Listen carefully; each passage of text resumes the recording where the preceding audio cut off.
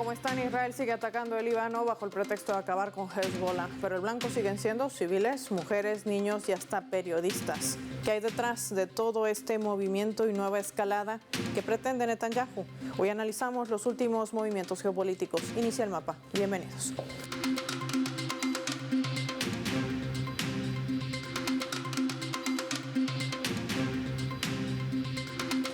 Vamos a desplegar nuestro mapa y revisar algunos datos claves para poder entender todo este panorama. Líbano, resistencia ante la impunidad. Vamos a desplegar nuestro mapa mundo. Identificamos a la República de Líbano, que tiene una superficie de 10.452 kilómetros cuadrados, situado en la costa oriental del Mediterráneo. Limita al norte y al este con Siria, al oeste con el mar Mediterráneo. Estamos hablando de 225 kilómetros de costa. Y al sur con Israel.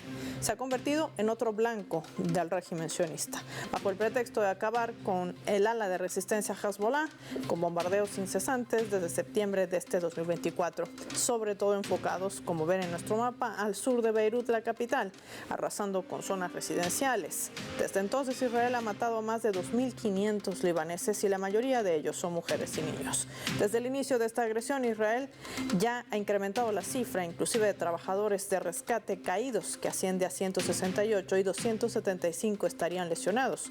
Otro blanco han sido los medios de comunicación, la prensa. 3 periodistas últimamente se conocía quienes cubrían la ofensiva israelí en el Líbano han muerto en un bombardeo del ejército de Israel contra su residencia en la ciudad libanesa de Hasbaya. La hemos identificado en nuestro mapa, ubicada al sur del país. Hay que decir que los ataques cayeron en los bungalows en los que dormían y se trata de Hassan Nahar, camarógrafo, Mohammad Reda, técnico de sonido de la cadena aliada de Al Mayadin, un canal libanés muy cercano a Irán, y también hay que decir a Wisham Qasim, camarógrafo de Al-Manar. No estaban ninguno de estos comunicadores cerca del frente de combate, sino descansando justamente en esta localidad, una localidad que Israel no había atacado antes ni pedido su evacuación, a diferencia de otras decenas, algunas de ellas muy cercanas. Todo apunta a que los 3 eran el objetivo, compartían hospedaje con compañeros de otras cadenas que relatan un bombardeo localizado. Ya el ministro de Información del país, Siad Makari, habla ya y ha calificado el hecho como otro crimen de guerra. Las imágenes de devastación también en nuestro mapa que reseñan la cruda realidad que atraviesa el Líbano en estos momentos.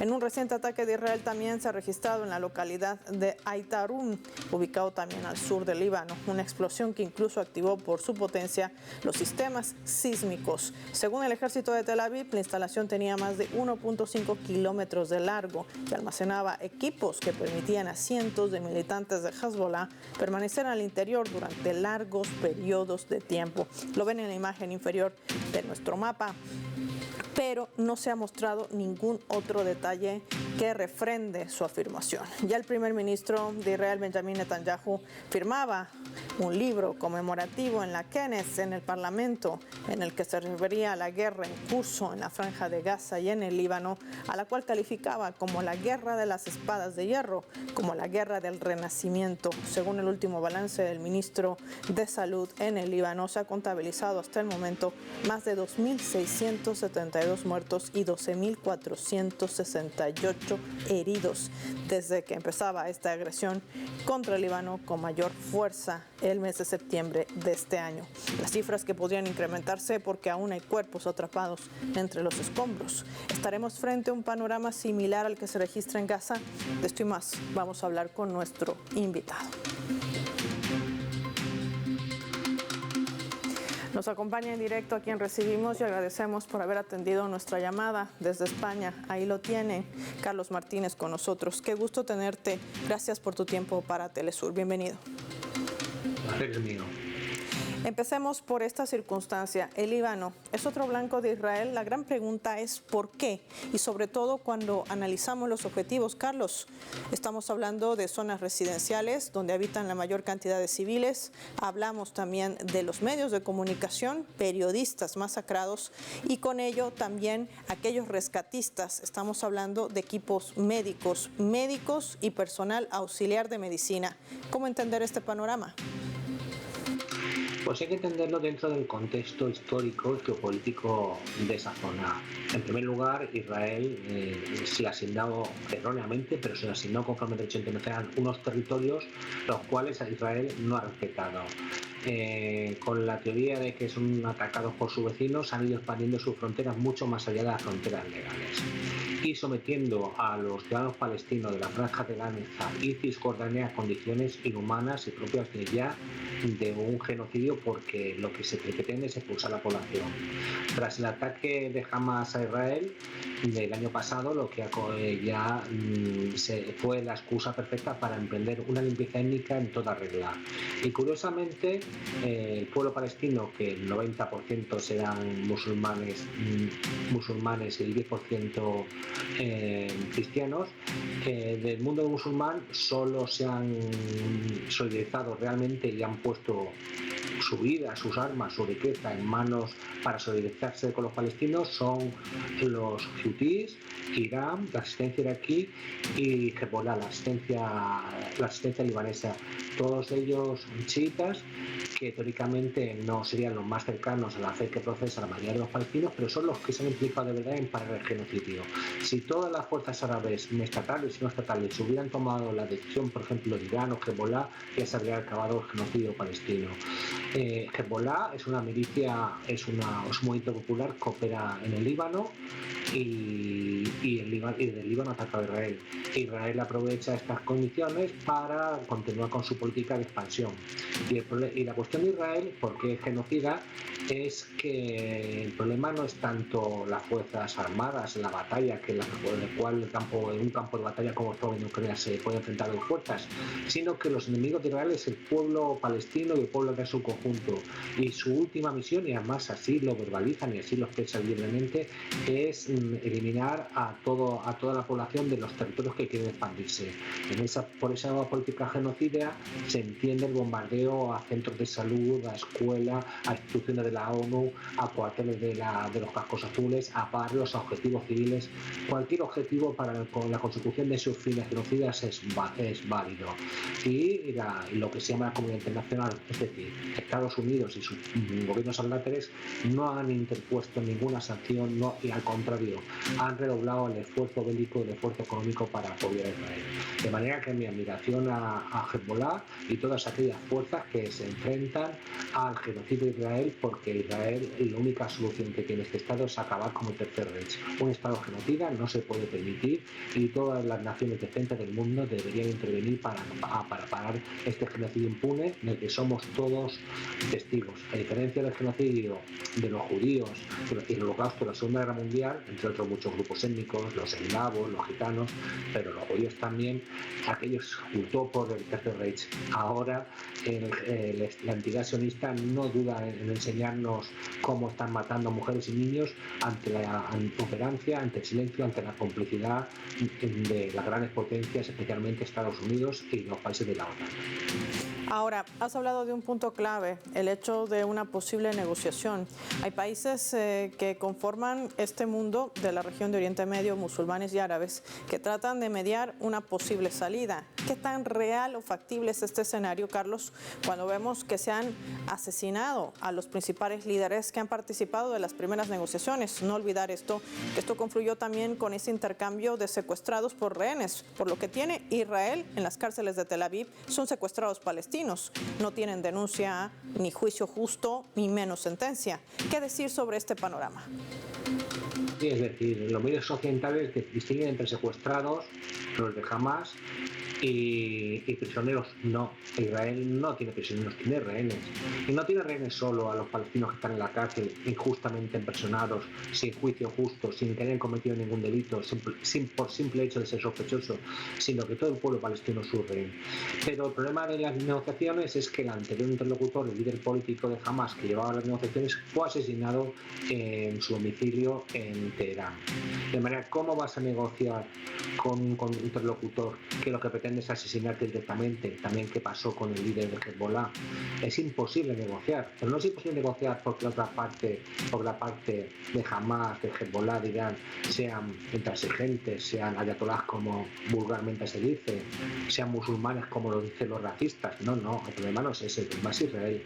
Israel lo que pretende es acabar físicamente con todos sus oponentes y con todos los palestinos. Así es muy complicado la negociación. O Israel cesa su empeño genocida o la negociación es imposible. Ahora, un último escenario se conocía a través de filtración de medios de comunicación, por lo tanto es un hecho público, de que Estados Unidos está financiando casi el total de la ofensiva, como lo llaman ellos, en una supuesta guerra, lo mencionaba incluso el propio Netanyahu desde el Parlamento en el Knesset. Estados Unidos, una pieza clave también en el marco de esta situación que aqueja al Oriente Medio, que tiende a escalar, pero que también es un país que se alista para elecciones. ¿Qué peso va a tener todo esto? Israel no perviviría una semana, y esto sin exagerar, sin el apoyo de Israel. Por supuesto el apoyo económico, pero hay que recordar el apoyo militar. Estados Unidos está brindando apoyo bélico, especialmente en el estrecho de Hormuz frente a Yemen y también para interceptar los misiles que recibe Israel desde sus buques en el Mediterráneo.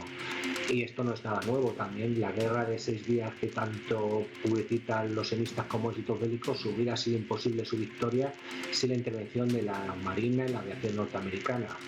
No es un mérito que el ejército israelí sea invencible, no. Es porque tiene detrás al ejército más grande del mundo, que es el ejército estadounidense.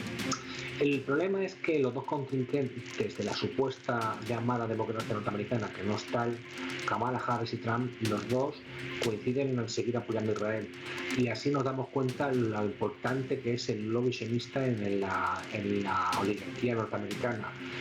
Porque sí es verdad que respecto al conflicto de Ucrania sí que hay diferentes posiciones entre los candidatos y también podemos verlo en algún otro tipo de políticas exterior. Los dos, Kamala Harris y Trump, los dos han prometido seguir apoyando a Israel. Y hay que recordar que Kamala Harris, que nos la visten como progresista, como la izquierda, etcétera, es miembro del más importante lobby sionista de Washington. De manera que no podemos esperar que desde Estados Unidos vaya a venir la solución. Más bien lo que va a hacer brindar Estados Unidos es más apoyo para seguir cometiendo genocidio por parte de las autoridades sionistas.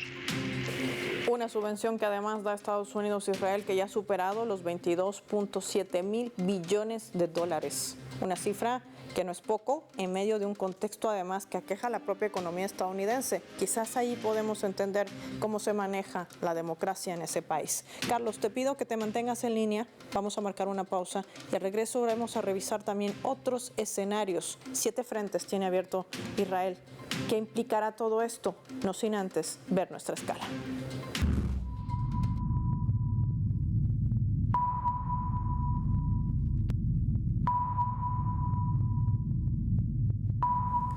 Esta vez a través del portal web de Al Mayadin, que está titulando de la siguiente manera, lo colocamos en la pantalla del mapa. Microsoft decide expulsar empleados tras vigilia por Gaza.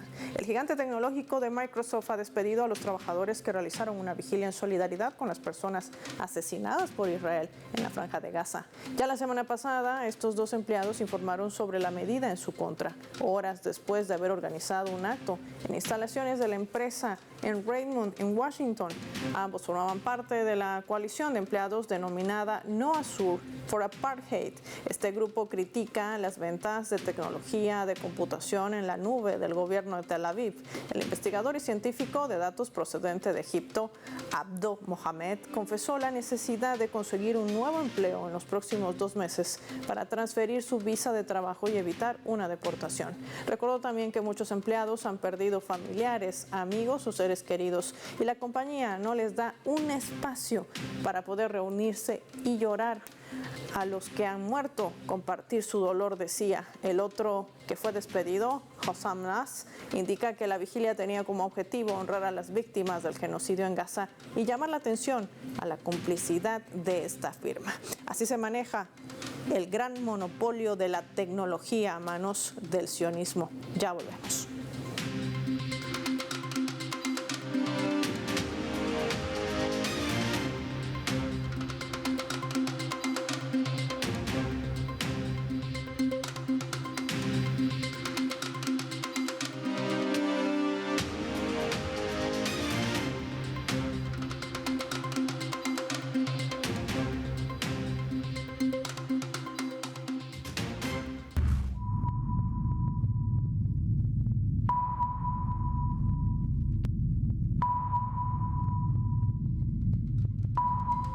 Vamos a sumar otro elemento también para el análisis a través de la fotografía. En la imagen vemos el momento del lanzamiento del ataque de Israel hacia Irán. En la segunda imagen vemos a Teherán totalmente en calma, ya que más del 95% de estos misiles y drones sionistas fueron derribados y las defensas aéreas iraníes lograron frustrar esta ofensiva. Tras esta agresión, los medios de Israel trataron de exagerar el ataque contra Irán, pero muchos analistas del país ocupante han declarado que la ofensiva de Israel no es comparable con la operación Verdadera Promesa 2 de Irán, efectuada a principios de octubre en respuesta al asesinato de los principales líderes del eje de resistencia. Referente a este panorama, el gobierno iraní ha dejado claro que no busca expandir el conflicto ni generar tensión en la región, pero que están preparados para cualquier escenario y que van a responder con firmeza ante cualquier agresión sionista.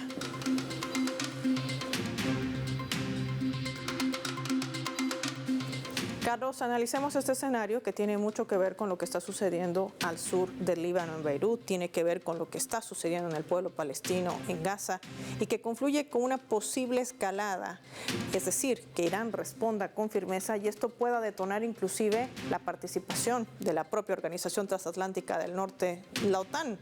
¿Qué sucede al interior de Israel? Un fracaso total en esta agresión contra Irán, pero que trata de ser una vez más magnificada a través del control de medios de comunicación. Ahora, la pregunta es, ¿por qué lo hacen así? Me gustaría también saber por qué se hace así. Hace tiempo que ya deseché la idea de intentar comprender la mente de Netanyahu, personajes similares, ¿no? Porque yo creo que hay personas y otros entes que difícilmente podemos calificarlos como personas que tienen actitudes genocidas. Por tanto, en estas personas hay un grado muy importante de maldad y un grado muy importante de locura. Entonces, cuando se junta la maldad con la locura, pues surge un fascista, un genocida, un sionista como Netanyahu. Es difícil de entender. Sí que es verdad que se puede entender el ataque limitado de Israel a Irán, porque el actual gobierno de Estados Unidos, tan próximo a las elecciones, teniendo en cuenta que muchos de sus votantes no están de acuerdo con la política genocida de Israel, le ha pedido moderación en el ataque a Irán. Por una parte, Israel ha tenido mucho cuidado en el ataque a Irán y por otra parte las defensas antiaéreas iraníes son muy superiores a lo que desde Occidente podemos pensar. Si entendemos estos factores, se puede entender el ataque tan leve que ha recibido Irán, porque Israel también tiene miedo a Irán, tiene miedo a Irán y miedo a una escalada bélica, o cosas que Irán no desea. Irán lo que desearía es que la entidad sionista parara en el genocidio, pero creo que Irán no tiene ningún interés en crear un conflicto bélico que seguramente sea mundial, porque en defensa de Israel vendrá la OTAN y Estados Unidos, y eso no le interesa a Irán y no se interesa a nadie. Lo que es reseñable en toda esta escala bélica es que nos venden como la única democracia en la zona el régimen sionista, un régimen que comete genocidio, que tiene en la cárcel a miles de prisioneros sin delito, que ocupa tierras, que echa a la gente de sus tierras, de sus casas, y por otro lado otro gobierno que llaman racista, desde un punto de vista racista, xenófobo y de superioridad, el régimen de los Hezbollah, que resulta que tienen mucho más sentido común, que son mucho más razonables y que cuidan mucho más los ataques bélicos, de manera que Irán en sus ataques a Israel solo ha atacado objetivos militares y no objetivos civiles, como hace continuamente el gobierno de Israel. Ahora, ¿tanto será el temor de una respuesta contundente de Irán en medio de este panorama que inclusive ya se habla de reuniones secretas, ya ni siquiera con asesores, con tan solo los ministros, en un quiebre también interno que le exigen a Netanyahu tomar cartas en el asunto y tratar de abrir una negociación? ¿Qué está demostrando toda esta situación, no solamente a lo interno, sino también en este posible quiebre que podría tener con sus aliados? Internamente la situación es muy complicada para el actual gobierno de Netanyahu. La situación allí está polarizada, de verdad, realmente está muy polarizada. Hay mucha población que está cansada de la situación bélica del país, de acudir continuamente a los recursos antiaéreos, de que la economía real se está hundiendo, porque hay un bloqueo marítimo, porque hay cada vez más boicot por parte de la ciudadanía mundial a los productos israelíes. Son muchas las dificultades y de hecho hay muchos israelíes que han huido a sus países de origen, porque los israelíes prácticamente todos son colonos. Y eso, claro, tiene una presión interna Netanyahu. Netanyahu lo que pasa es que es un gobernante de ultraderecha en coalición con otro gobernante de ultraderecha con el apoyo incondicional de Estados Unidos y por tanto no tiene un perfil para ser permeable a las presiones de la ciudadanía, además de la ciudadanía más razonable de Israel, de forma que la situación interna es muy complicada, pero Netanyahu hace oídos sordos a las presiones internacionales y a las presiones de sus propios ciudadanos, y él está continuando en esta escalada ya no solo bélica, sino también, como me repito todo el rato, pues creo que es necesario subrayarlo, es una escalada genocida. Ojalá el régimen sionista dé un vuelco de gobierno y haya gobernantes que tengan un porcentaje, aunque sea pequeño, de personas, de humanidad, de empatía, y no un gobierno como el actual, que son, no, ya se me acaban los calificativos, pero vamos, no creo que haya un gobierno tan pésimo en todo el planeta. Quiero compartirte por último, Carlos, ya casi para finalizar el programa, nuestra leyenda. Esto que sentenciaba la propia ministra de Relaciones Exteriores de Alemania. Veamos.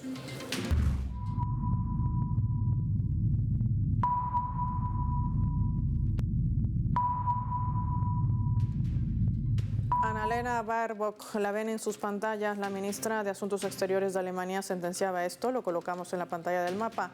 Los alemanes apoyan los ataques en Gaza y continuaremos exportando armas a Israel. La muerte de civiles son justificadas en el contexto de la defensa de Israel. Carlos, estas declaraciones han generado revuelo y también desatado polémica. Han sido calificadas inclusive como absolutamente racistas y fascistas. ¿Qué está desnudando la política alemana en todo este contexto cuando ya podemos agrupar los conflictos desatados en el mundo? Esta ministra es del grupo de los verdes, un grupo que en su inicio se vendió, se presentó al electorado como la nueva izquierda, y no es nada más que el viejo nazismo de siempre. Antes los nazis se dedicaban a eliminar físicamente a judíos, a eslavos, a gitanos, a homosexuales, a comunistas. Ahora parece ser que sería diferente, pero no. Es decir, lo que caracteriza a un fascista o a un nazi o a un franquista no es que vayan en contra de los judíos o de los musulmanes, no. Lo que caracteriza esta ideología es que lo que pretende es acabar físicamente con el enemigo. De manera que estas declaraciones de esta ministra verde, autoproclamada verde, que se preocupa más del animal de compañía que de seres humanos, lo que demuestra es que está mucho más cerca del nazismo de lo que nunca habríamos sospechado. Porque el nazismo es eso, igual que el franquismo y el fascismo, eliminar a tu contrincante físicamente, y es lo que está proponiendo este gobierno de centroizquierda, autoproclamado centroizquierda, en el cual hay que recordar lo que están los socialdemócratas, están los verdes, están liberales, pero que a la postre ha resultado mucho peor, mucho más a la derecha que el gobierno de Angela Merkel. Y es decir, pero indica también mucho de la deriva racista, ultraderechista de toda Europa, en el cual los partidos supuestamente de izquierda se tocan, pero se tocan ideológicamente con la ultraderecha, ¿no? Y es curioso que, como algún partido surgió en Alemania o algún movimiento de izquierda ha surgido que están en contra de la guerra de Ucrania, en contra de la guerra de Palestina, se les acusa de todo lo contrario, de ser ultraderechistas. Bueno, esto es la locura, ¿no? Esta locura que se permiten los políticos occidentales y los medios de comunicación de los regímenes occidentales solo se puede entender en un contexto de absoluto totalitarismo informativo y político, ¿no? Y desde luego el sentido común, el razonamiento objetivo nos indica que estos gobiernos tienen poco de izquierda y mucho de nazis. Y eso revela también una postura que trata de ser inoculada en el resto del mundo. Sionismo, fascismo, todo esto para llevar adelante este tipo de crímenes de guerra bajo un paraguas de impunidad. Aunque el mundo también se levanta, ya no pueden esconder ni siquiera estos crímenes que cometen. Gracias, Carlos Martínez, por tu tiempo y tu análisis hoy en el mapa de Telesur. Finaliza así el programa. Soy Paola Pérez. Nos vemos en una próxima edición.